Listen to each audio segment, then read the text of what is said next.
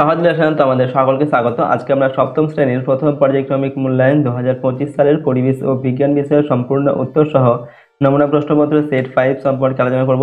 তো চলো এই ভিডিওতে আমরা ক্লাস 7 এর ফার্স্ট ইউনিট টেস্ট 2025 পরিবেশ ও বিজ্ঞান বা সায়েন্স সাবজেক্টের এই কোশ্চেন পেপারের উত্তরগুলো দেখে নিই। প্রথম ইউনিট টেস্টে তোমাদের 30 নম্বরের পরীক্ষা নেওয়া হবে, সময় দেওয়া থাকবে 1 ঘন্টা।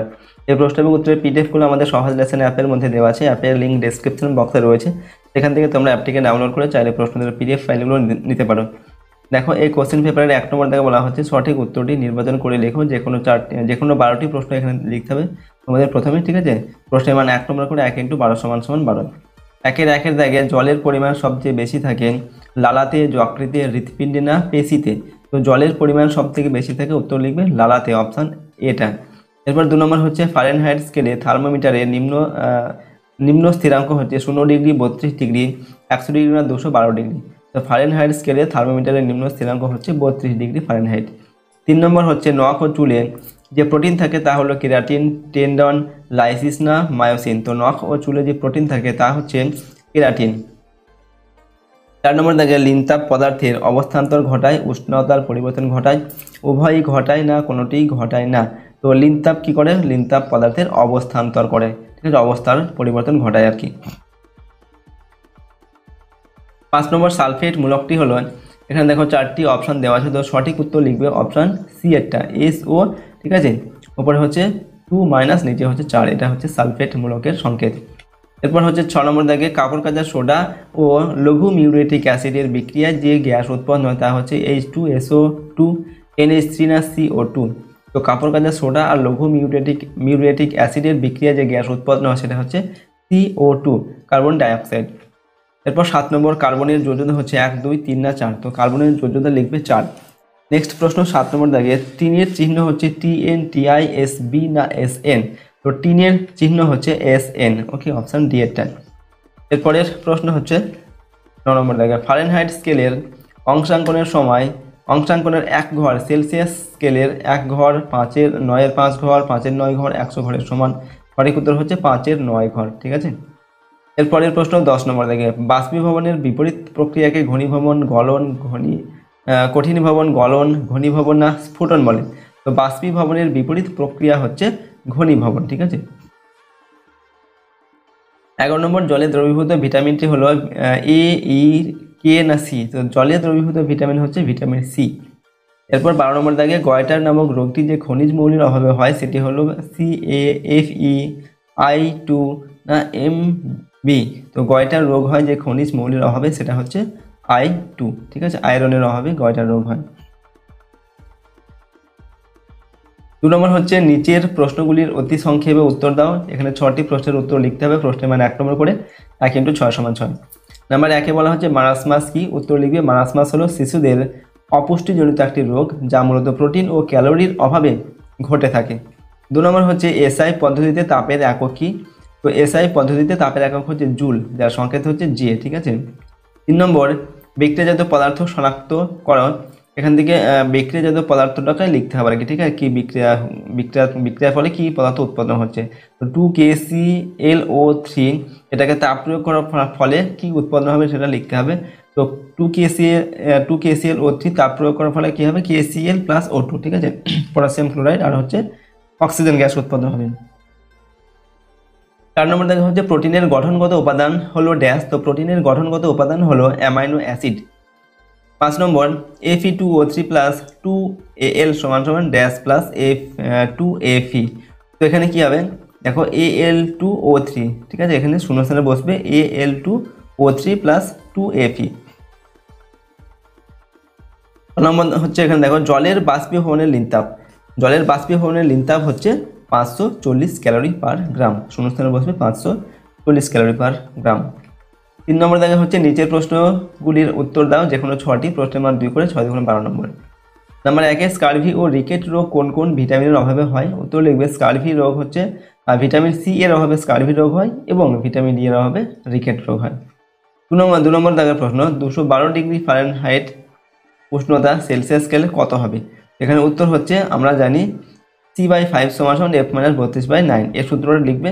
এরপর এখানে দেখো C/5 = এখানে এফ এর মান দেওয়া আছে কত 212, তো এফ এর জায়গায় আমরা লিখবো 212, ঠিক আছে, 212 মাইনাস 32/9, ঠিক আছে, বা c/5 সমান 232 থেকে 32, 212 থেকে 32 বিয়োগ করলে কত হবে 180 হবে, তো 180/9, ঠিক আছে, বা c/5 সমান 180 কে 9 দিয়ে ভাগ করলে কত হবে 9 2 18 অর্থাৎ 20 হবে, তো c/5 সমান 20, বা c সমান কি হবে এই 5 আর 20 গুণ হয়ে যাবে কোনাকুনি, তো 4 5 5 20 হচ্ছে 100, তো c এর মান কত পেলাম 100, অতএব 212 ডিগ্রি ফারেনহাইট সেলসিয়াস উষ্ণতা সেলসিয়াস স্কেলে হবে কত 100 ডিগ্রি, ঠিক আছে, 100 ডিগ্রি সেলসিয়াস হবে।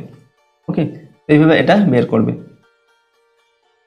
পরের প্রশ্ন হচ্ছে 3 নম্বর, কার্বন পরমাণুর গঠন চিত্র অঙ্কন করো। কার্বনের পরমাণু ক্রমাঙ্ক 6 এবং ভর সংখ্যা দেওয়া আছে 12, কিন্তু এগুলো দেওয়া আছে তথ্যগুলো এখান থেকে আমাদের এই চিত্রটা এখানে দেখাতে হবে। এটা হচ্ছে একটি কার্বন পরমাণুর একটি চিত্র। এখানে কি দেওয়া আছে, কার্বন পরমাণু ক্রমাঙ্ক দেওয়া আছে 6, পরমাণু ক্রমাঙ্ক মানে হচ্ছে তার প্রোটন সংখ্যা, আর প্রোটন সংখ্যা যা থাকে নিউট্রন ইলেকট্রন সংখ্যাও কিন্তু তাই থাকবে।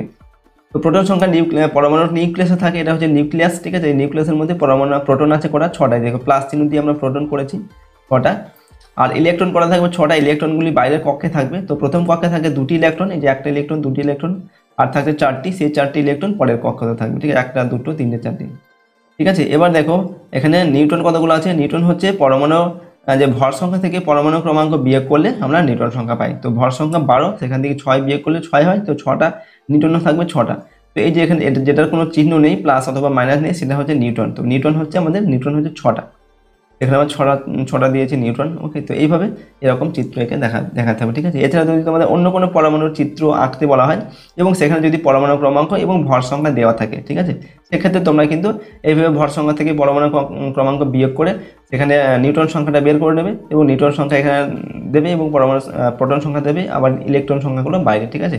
দেখো 4 নম্বর দেখো প্রশ্ন, রাসায়নিক বিক্রিয়া কয় প্রকার ও কী কী? তো রাসায়নিক বিক্রিয়া হচ্ছে 4 প্রকার, যথা নাম্বার 1 প্রত্যক্ষ সংযোগ বিক্রিয়া, 2 নম্বর হচ্ছে বিয়োজন বিক্রিয়া, 3 নম্বর হচ্ছে প্রতিস্থাপন বিক্রিয়া, 4 নম্বর হচ্ছে বিনিময় বিক্রিয়া, এগুলো হচ্ছে রাসায়নিক বিক্রিয়া। 5 নম্বর থেকে সমতা বিধান করতে হবে। এখানে দেখো একটা সমীকরণ দেওয়া আছে, দুটি সমীকরণ দেওয়া আছে, ওকে, প্রশ্নের মান 1 + 1 দেওয়া আছে, দুটির জন্য 2 নম্বর এখানে দেওয়া হয়েছে, তো এগুলো সমতা বিধান করতে হবে। এই যে অ্যারো চিহ্ন দেওয়া আছে, অ্যারো চিহ্ন ডান দিকে বাঁ দিকে এবং ডান দিকের যে পরমাণুগুলো রয়েছে সেই পরমাণুগুলোকে সমান করতে হবে এবং মাঝখানে সমান চিহ্ন দিতে হবে আমাদের। তো নাম্বার 1-এ যেটা দেওয়া আছে আমরা লিখলাম, এখানে লেখার পরে দেখো আমরা এই অ্যারো চিহ্নের জায়গায় সমান চিহ্ন দিয়েছি, ঠিক আছে, সমান চিহ্ন দেওয়ার ফলে কিন্তু আমাদের ডান দিকে বাঁ দিকে পরমাণুগুলোকে সমান করতে হবে। সমান করার জন্য এখানে আমরা AgNO3, এখানে আমরা AgNO3 এর আগে 2 দিয়েছি, ঠিক আছে, 2 দেওয়ার ফলে দেখো এখানে Ag করা হয়েছে, Ag দুটো আছে এবং সমান চিহ্নের ডান দিকে করা আছে Ag দুটো আছে, Ag এর নিচের 2 আছে, তারপর 2টি আছে।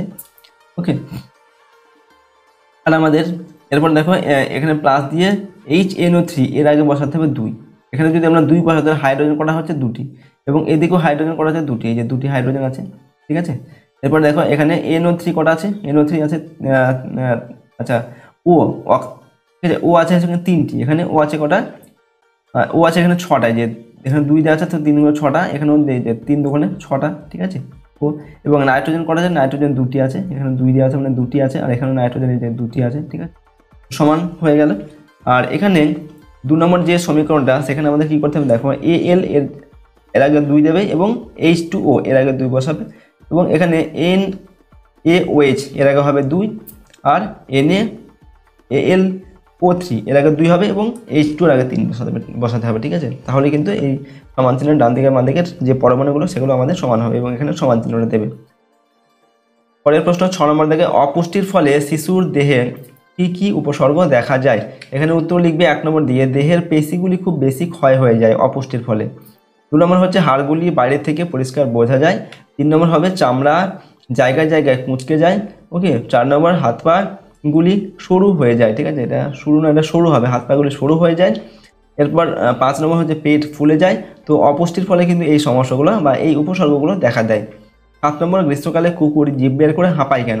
উত্তর লিখবে কুকুরের জিভে ঘর্মগ্রন্থি নেই, কুকুরের দেহে ঘর্মগ্রন্থি নেই, সাধারণত বিভিন্ন প্রাণী প্রচণ্ড গরমে ঘেমে যায় এবং সেই ঘাম দেহ থেকে লিনতাপ নিয়ে বাষ্পীভূত হয়, এতে দেহের তাপমাত্রা নিয়ন্ত্রণ হয়।